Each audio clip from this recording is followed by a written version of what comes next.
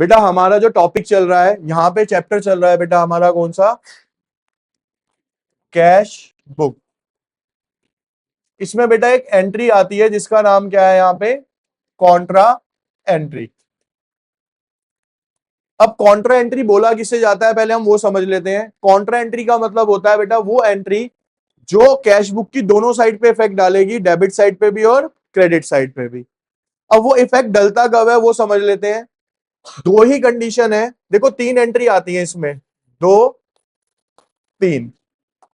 पहले ना मैं आपको ये रियलाइज कराता हूं कि कौन सी कॉन्ट्रा एंट्री है और कौन सी कॉन्ट्रा एंट्री नहीं है। अगर बेटा हमारे अकाउंट में लिखा हुआ है क्वेश्चन में कि डिपॉजिट और पेड इनटू बैंक, डिपॉजिट और पेड इनटू बैंक, इसका मतलब है कि मैंने पैसे कहां पे जमा करे हैं, बैंक में जमा करे हैं। तो बेटा जब मैंने बैंक में जमा करे हैं तो बैंक क्या हो जाएगा, प्लस यानी कि डेबिट, और कैश दिया है तो कैश क्या हो जाएगा सर, कम, तो वो क्या हो जाएगा, क्रेडिट। ठीक है, अभी रुक जाओ लिख लेना, पहले समझ लो। दूसरी एंट्री आती है सर यहां पे, विड्रॉ या विड्रू फ्रॉम बैंक, ऐसे लिखा होगा एक कंडीशन, और फॉर ऑफिस यूज दूसरी कंडीशन। ठीक है, एंट्री में क्या लिखा होगा, withdrew from bank for office use, या सिर्फ विड्रू लिखा होगा। तो उस कंडीशन का मतलब क्या है कि मैंने पैसे निकाले कहां से, बैंक से। जब मैं बैंक से पैसे निकालूंगा तो मेरे पास क्या आएगा बेटा, कैश आएगा। तो सर कैश क्या हो जाएगा मेरा यहाँ पे, प्लस यानी कि डेबिट, और बैंक हो जाएगा मेरा यहाँ पे माइनस यानी कि क्रेडिट। ठीक है, इसके अलावा जो एंट्री आती है जो दिक्कत दे रही होगी आपको, यहां पे एक एंट्री आती है बेटा क्या, विड्रू फ्रॉम बैंक फॉर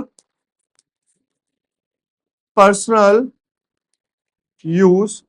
बेटा ये हमारी सिंपली क्या है, ड्राइंग है, और इसका इंपैक्ट सिंपल और सिंपल पड़ेगा कि ये बैंक में से क्या हो जाएगी, माइनस यानी कि क्रेडिट हो जाएगी फिलहाल आपके, सिंपल। इसके अलावा कोई भी और दूसरी कॉन्ट्रा एंट्री है ही नहीं, सिर्फ यही क्वेश्चन है पूरी बुक के अंदर, इससे अलावा कोई है ही नहीं आपकी। क्लियर है जी। अब ये अब राइट डाउन कर लो इन एंट्रीज को, फिर आगे बढ़ते हैं। अभी बेटा आज की क्लास का आपका फर्स्ट क्वेश्चन है। ठीक है, हमने बेटा कई बच्चों ने ना अभी सिर्फ और सिर्फ करी है, जो हमने लास्ट क्लास में कैश बुक करी थी उसका नाम था single column cash book. Single column मतलब उसमें आप क्या बनाते थे, डेट, पर्टिकुलर, एलएफ, और उसके बाद क्या आ जाता था आपका अमाउंट। यही क्वेश्चंस करे हैं ना।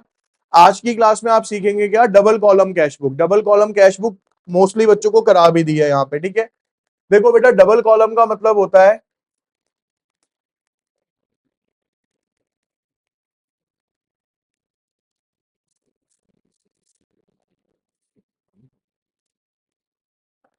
Date,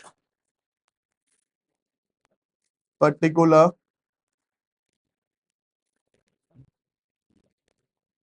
LF,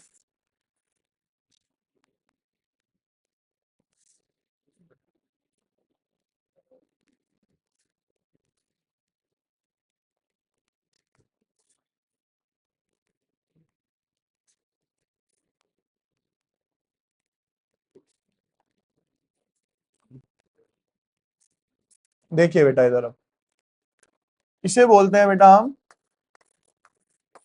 double column cash book. ये हो गई इसकी क्रेडिट साइड, और ये हो गई बेटा इसकी डेबिट साइड। ठीक है, कॉलम्स क्या क्या बनेंगे यहाँ पे, cash, particular, date, particular, cash, bank, फिर से डेट, पर्टिकुलर, एलएफ, कैश, और यहां पे क्या आ जाएगा बेटा इसका, कैश के बाद क्या आएगा यहाँ पे इसका बैंक कॉलम। ठीक है, अब यहां पे ध्यान से समझेंगे बेटा इन चीजों को।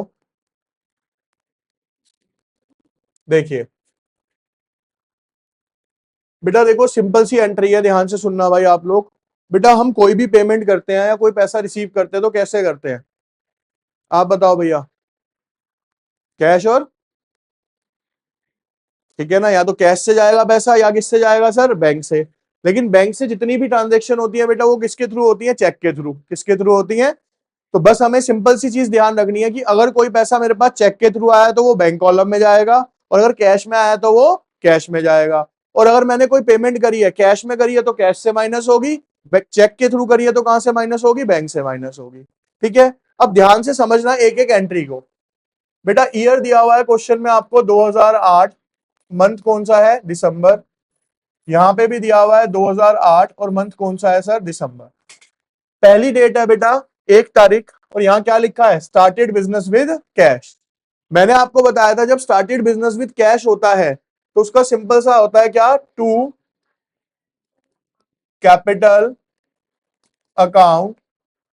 कितना आ गया सर, क्योंकि उसने कैसे बोला है, कैसे स्टार्ट करा है, मैंने कैश से स्टार्ट करा है। अगली entry page into bank. Page into bank अभी लिखवाया मैंने आपको, कहां पे जमा कर रहा हूं वैसे, मैं बैंक में। कहां पे जमा कर रहा हूं, ठीक है। अब मैं जिससे पूछ रहा हूं, अलंकृता आप बताओ बेटा, आपके पास 5,000 रुपए हैं, उसमें से आपने 2,000 रुपए बेटा बैंक में जमा कर दिए।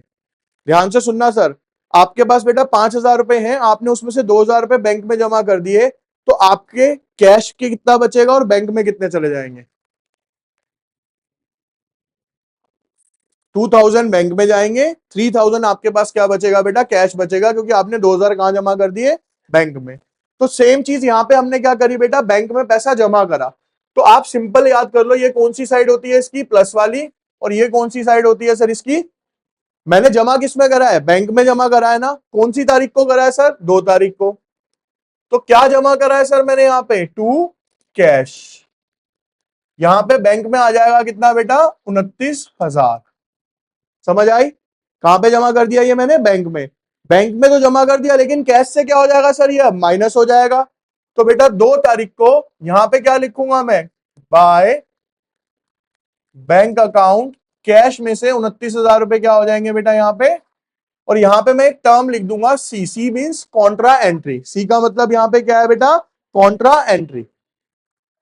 एक देखिए बेटा अगली entry, received cheque from Raja and company. मैंने रिसीव करा बेटा चेक, क्या, किससे, राजा एंड कंपनी से। तो चेक रिसीव हुआ है ना, तो पैसा तो आया, प्लस तो हुआ, लेकिन कहां पे प्लस होगा, अब ये बैंक में होगा, क्योंकि सर क्या आया मेरे पास, चेक आया है।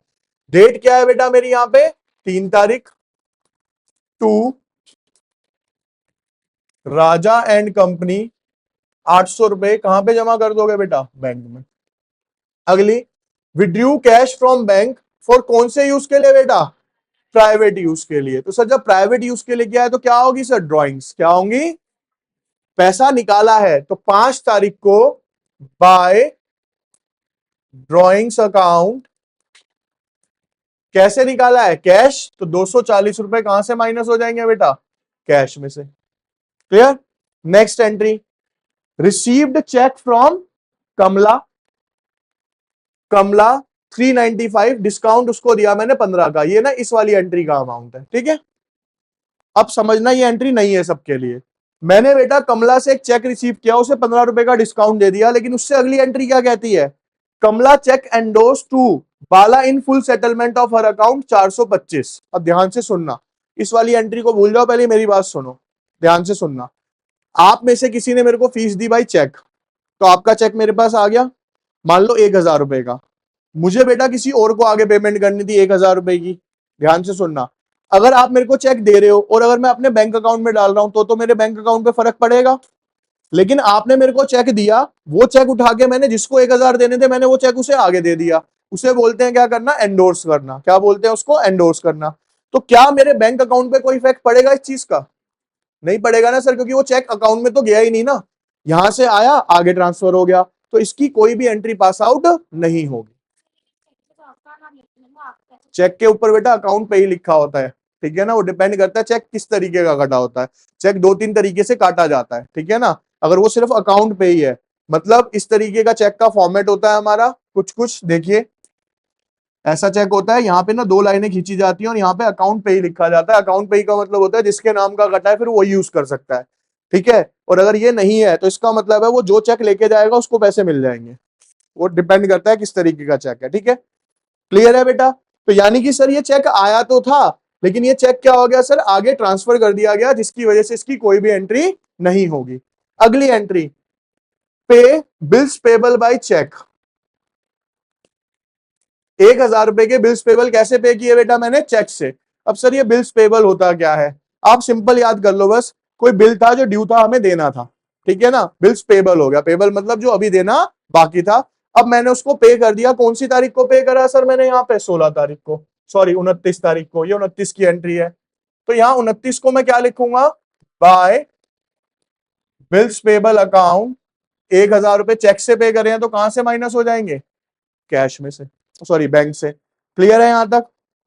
अगली एंट्री बेटा सबसे ज्यादा दिक्कत देती है इस क्वेश्चन में, और आती भी है, ठीक है। क्या लिखा है देखो, deposit into bank balance of cash in excess of 450। क्या कहता है वो? कहता है जो भी 450 रुपए से ऊपर का बैलेंस है किसके अंदर? बैंक में। वो कहां जमा कर दो आप? कैश में। उसको कहां जमा करना है मेरे को? बैंक में। ध्यान से सुनो इसका मतलब क्या है। ध्यान से, पहले ना इसकी बैलेंसिंग कर रहे हैं बेटा, यहां देखिए, इसको टोटल करेंगे हम।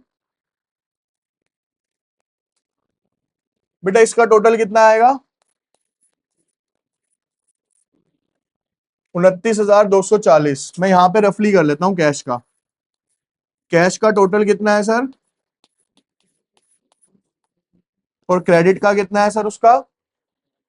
29,000 माइनस कर लो जीरो। 10 में से 4 गए 6, 9 में से 2 गए 7, 9 में से 9 गए 0, 4 में से 2 गया। कितना बचा बेटा? 12,600 760। एंट्री पता है क्या कह रही है लास्ट वाली? कहता है डिपॉजिट इनटू बैंक, बैंक में जमा कर दो क्या? Balance of cash in excess of 450। यानी 450 रुपए से ऊपर का जितना भी बैलेंस है ना, वो कहां पे जमा कर दो आप? बैंक में। मतलब मान लो आपके पास ना साल के आखिर में आपने ट्रांजेक्शन करी और आपके पास 10,000 रुपए बचे। कितने रुपए बचे? आपको ट्रांजेक्शन क्या दी हुई है कि अपने पास उसमें से 2,000 रुपए कैश में रखो और बाकी का अमाउंट कहां पे जमा कर दो? जाके बैंक में। तो आप कितने जमा करोगे, कितने रखोगे? तेज बोलो भाई, दोबारा बोल रहा हूं सुनो इसको। हमने एक कैश बुक का क्वेश्चन किया, हमारे पास सब कुछ करने के बाद हमारे हाथ में 10,000 रुपए का कैश बचा, और हमें लास्ट में एंट्री दी हुई है क्या कि 2,000 रुपए अपने पास कैश रख लो और बाकी का सारा अमाउंट कहां पे जमा करवाया हो? जाके बैंक में। तो आप अपने पास कैश कितना रखोगे और बैंक में कितना जमा कराओगे? 2,000 मैं रखूंगा, 8,000 क्या करूंगा सर मैं? जमा करा दूंगा। यानी मैं क्या कर रहा हूं, जो मेरे पास बैलेंस है उसमें से वो अमाउंट माइनस करूंगा और बाकी कहां पे जमा कर दूंगा? बैंक में। अब यहां पे क्या बोला है कि कितने रखने हैं आपको अपने पास? 450 रुपए। तो आप सिंपल क्या करो, ये जो बैलेंस आया इसमें से 450 क्या कर दो बेटा? Minus zero. 6 में से 5 गया 1, 7 में से 4 गए 3, तो 20,230 रुपए ये कहां पे जमा हो जाएंगे सर मेरे? जाके बैंक में जमा होंगे। इसकी कौन सी एंट्री होगी जब मैं बैंक में जमा करूंगा? तो कॉन्ट्रा एंट्री होगी ना बेटा। कहां पे जमा कर रहा हूं मैं इस पैसे को? बैंक में। 31 तारीख को यहां पे एंट्री करूंगा क्या? To cash account 20,310।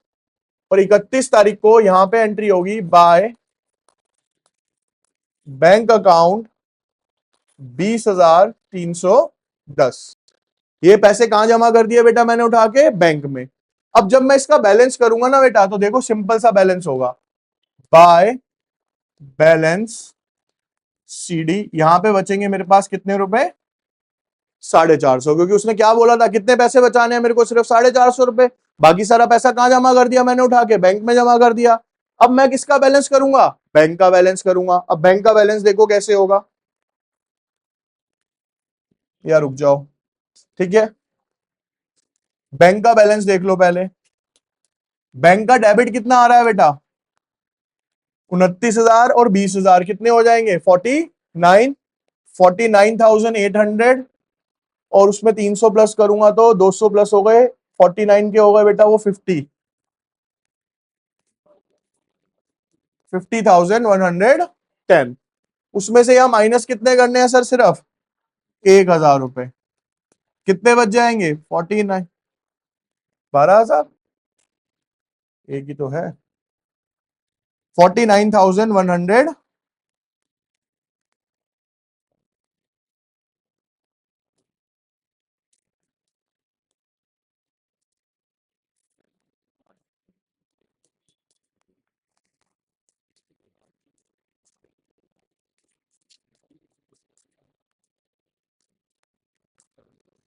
$450, ठीक है।